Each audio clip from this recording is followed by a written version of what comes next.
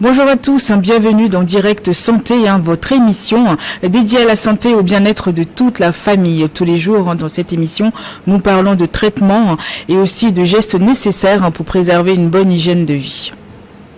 La perte d'autonomie correspond à l'impossibilité totale ou partielle de réaliser seul ou un ensemble d'activités au quotidien. C'est de ça que sont confrontées de nombreuses personnes âgées. Des dispositions sont mises en place par des professionnels pour venir en aide aux personnes âgées, pour accomplir et aussi faire leur place dans notre quotidien. Donc notamment comme des aides techniques, de l'aide humanitaire professionnelle et aussi l'entourage est aussi le cœur de leur quotidien. Donc comment prendre en charge la santé des personnes âgées, nous ferons le point avec Dr Sodierou Apeti, qui est médecin spécialiste en gériatrie, pour les prises en charge de la santé des personnes âgées. Et puis en deuxième partie de l'émission, bien sûr, nous répondrons à vos questions que vous nous avez envoyées sur notre numéro WhatsApp, le plus 228 79 84 27 52.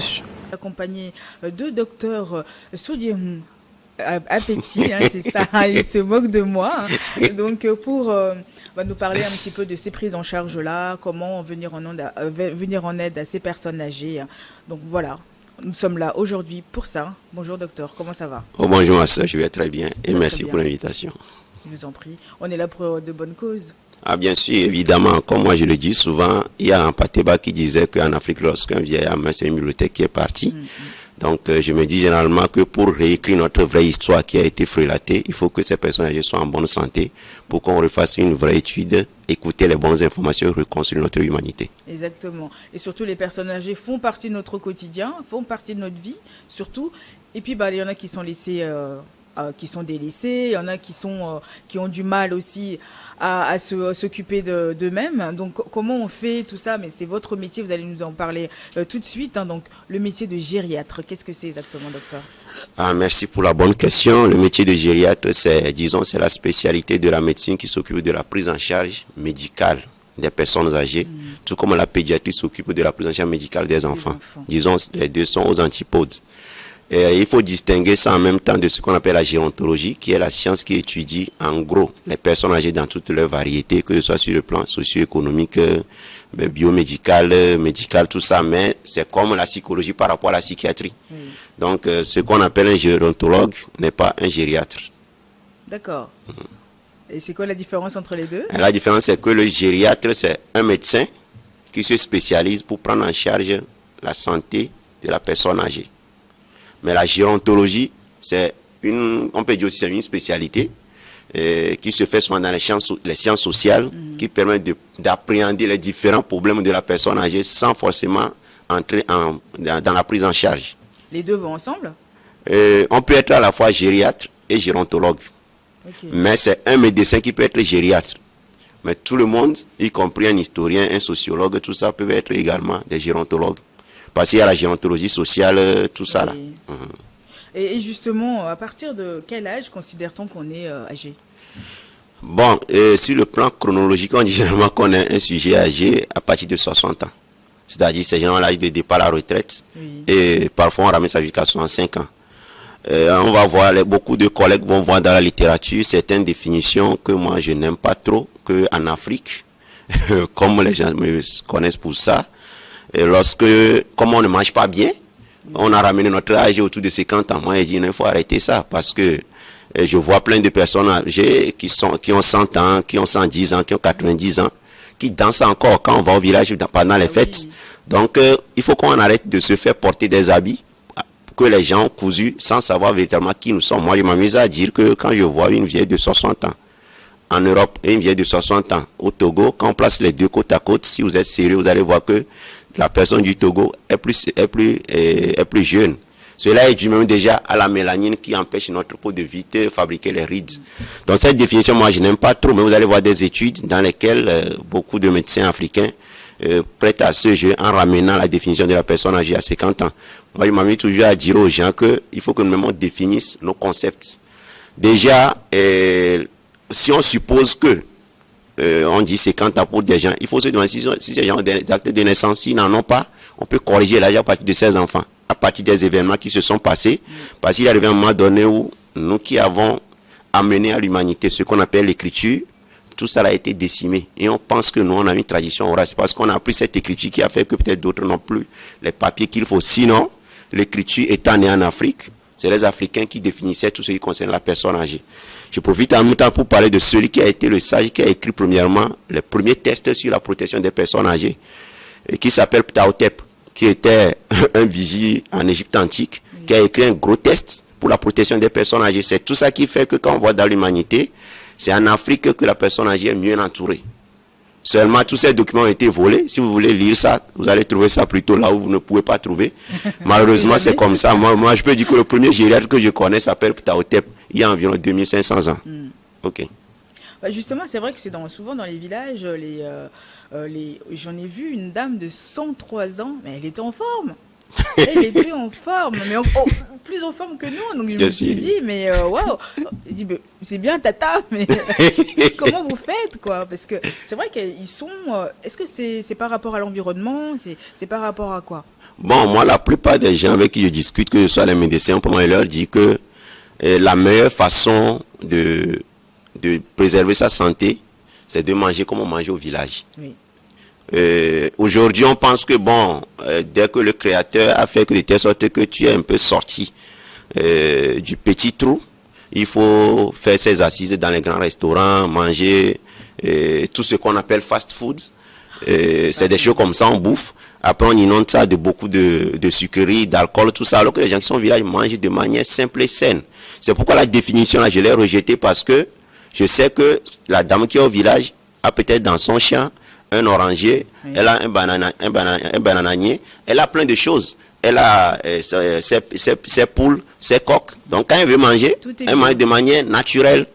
Donc c'est ça même l'objectif. Parce qu'aujourd'hui, si nous avons des maladies qu'on appelle les maladies métaboliques, qui sont l'hypertension, diabète, tout ça là, les dyslipidémies, l'obésité, qui nous compliquent la vie très tôt et nous font vieillir. Parce que quand on va arriver dans le développement, on va voir que c'est l'association des maladies qui font vite vieillir les organes. On peut être en forme physiquement, mais les organes vont vieillir parce que ce qu'on appelle la réserve fonctionnelle. Si vous tombez chaque fois malade, ces réserves vont s'épuiser.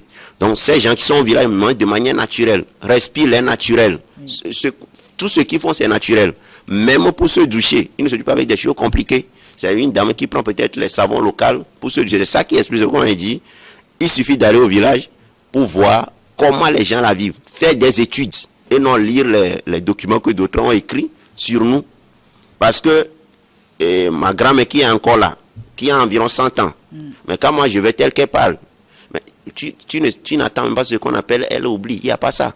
Mais on a des gens de 60 ans ici qui, quand vous causez, déjà, ne n'arrivent pas à raisonner parce que pour avoir attrapé certaines maladies, le cerveau a été privé pendant des années de l'irrigation qui a empêché à ce que le sang arrive bien dans le cerveau. Et ça qui explique que très tôt, dans les milieux qu'on appelle milieux urbains, que nos parents ont rêvé, étant mieux que pour eux, et on se rend compte qu'il y a trop ces problèmes de santé qui sont là.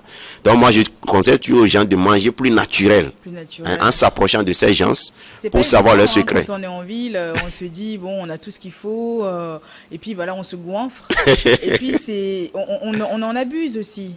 Donc on va manger les quantités, on va manger n'importe quoi, comme vous disiez tout à l'heure, les fast-food, beaucoup trop de sucre et de sel et de gras. C'est vrai que ça c'est pas bon du tout pour la santé. C'est vrai que quand on va au village, on mange bien. Oui, moi, même ça, je dis, gras, sucre, tout ça, c'est question d'entrée-sortie.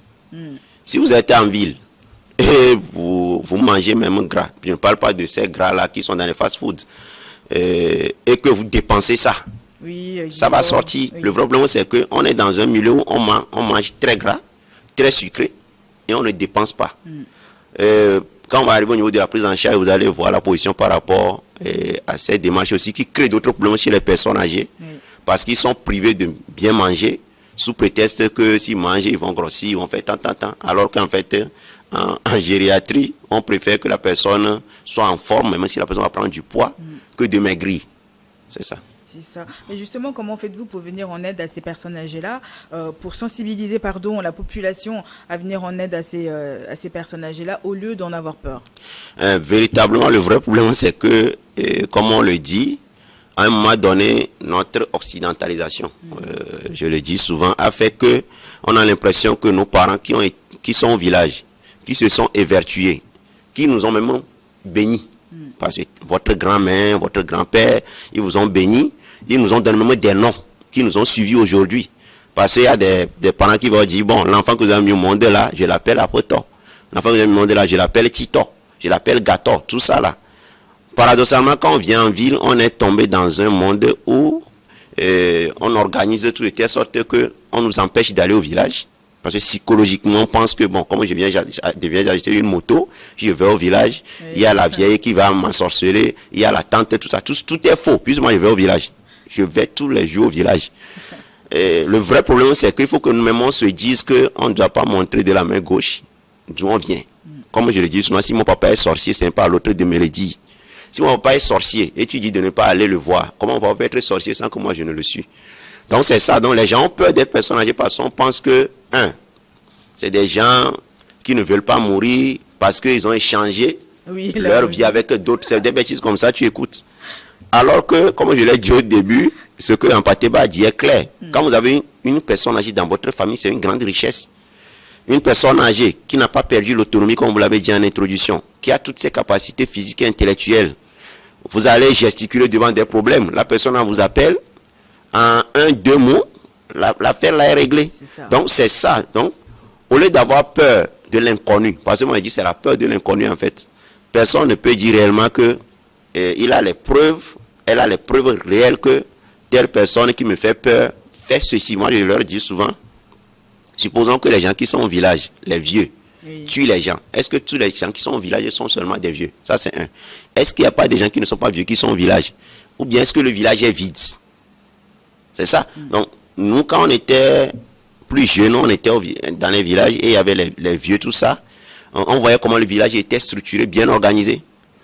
Aujourd'hui, avec l'avènement, vous m'excusez, des religions dites révélées, où tout le monde devient maintenant des huissiers de Dieu. On va dire que oui, il faut pas aller dans la maison de ton grand-papa parce qu'il avait enterré telle chose. Il faut pas aller ici. Et puis nous aussi, on les suit. C'est ça qui explique. On a peur de...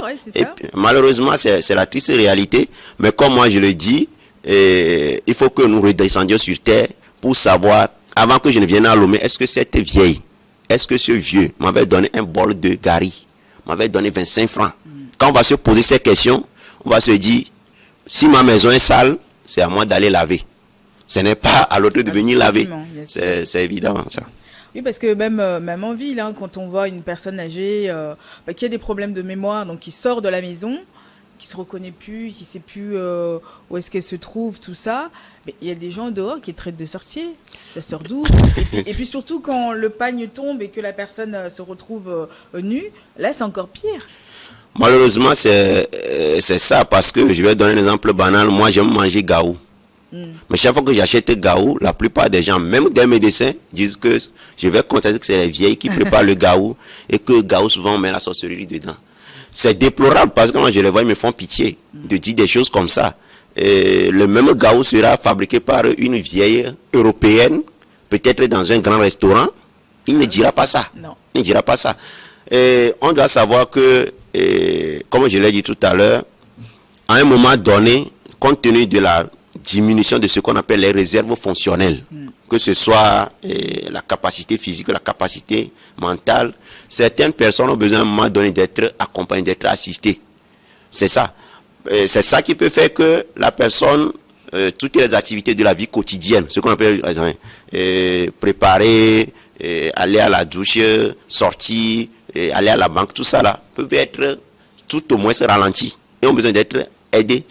Malheureusement, quand vous voyez les gens, comme vous l'avez dit, et qu'une vieille, mais moi je vois les jeunes filles dont les pagnes tombent. D'ailleurs, je vois les jeunes filles qui sont nues. Oui, c'est pas la même chose. Hein. Qui sont nues. Donc, quand vous voyez le pagne de la vieille qui est tombée, mais vous pouvez lui donner, vous pouvez l'aider, vous pouvez l'accompagner, puisque un enfant peut se perdre et vous pouvez l'amener chez ses parents. Pourquoi quand c'est vos prédécesseurs, moi je dis, la chaise sur laquelle on est assis ici aujourd'hui, ce n'est pas nous qui l'avons imaginé. On peut dire aujourd'hui que nous l'avons essayé de l'embellir, mais c'est ses prédécesseurs qui ont conçu ces choses. La table qui est devant nous, c'est eux qui ont eu l'idée que, demain, on aura besoin de se poser devant quelque chose comme ça. Donc, il faut être reconnaissant. Mon problème, c'est ça que je suis aussi parti faire la gériatrie, en fait. Parce que souvent, quand j'allais à l'hôpital, je vois comment on les gère. Pas forcément qu'on leur prescrit des médicaments, mais vous êtes en consultation, la maman veut parler, le papa veut parler, on lui coupe la parole, tout ça, ou bien on met des médicaments juste pour que la maman dorme à la maison, tout ça. C'est pour ça qu'il justifie en fait la spécialité, pour que véritablement la pensée que j'ai donnée au début soit en place, pour que ces personnes soient véritablement en bonne santé en fait. Ah oui, il faut vraiment, parce que moi je trouve ça aussi déplorable de voir les personnes qui se perdent dehors comme ça et que personne ne vient en aide. Ou on te jette une pierre, ou on te traite de tous les noms. C'est horrible, hein. C'est vraiment horrible. Mais aussi, il faut savoir que parfois, ils se perdent comme ça pour des petits trucs. Je donne un exemple banal. Il y a ce que nous on appelle en gériatrie le syndrome confusionnel. Le syndrome confusionnel. Oui. La majorité des maladies des personnes âgées qui n'ont rien à voir avec le cerveau les rend souvent confus. Et quand tu es confus, tu ne sais plus ce que tu fais. C'est ça qui fait la particularité de la prise en charge, même si je vais profiter pour manger très tôt les biscuits. Tu reçois une personne âgée qui ne se retrouve plus. Même il y a un que j'ai reçu la fois passée qui escaladait les murs. Mais il est venu. C'était quoi? C'était juste une rétention urinaire. C'est l'urine qui est restée dans sa vessie, qui n'arrive pas à pisser. C'est ce qu'il faisait. On l'a amené de l'intérieur. Qu'est-ce qu'on a fait? On a mis une sonde, l'urine est sortie. Le vieux a commencé pas à manger. C'est quoi le rapport avec le grimper les murs là? Au fait, c'est quoi? Tu es confus en fait, parce que oui, mais... nous-mêmes qui sommes ici tout à l'heure, imaginons qu'on a envie de pisser et il n'y a pas une toilette à côté.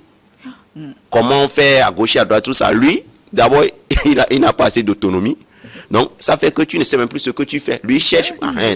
C'est ça. La même chose aussi pour les selles. Donc, la majorité des gens qui viennent, on dit, bon, ils sont devenus peut-être des fous, bien des folles.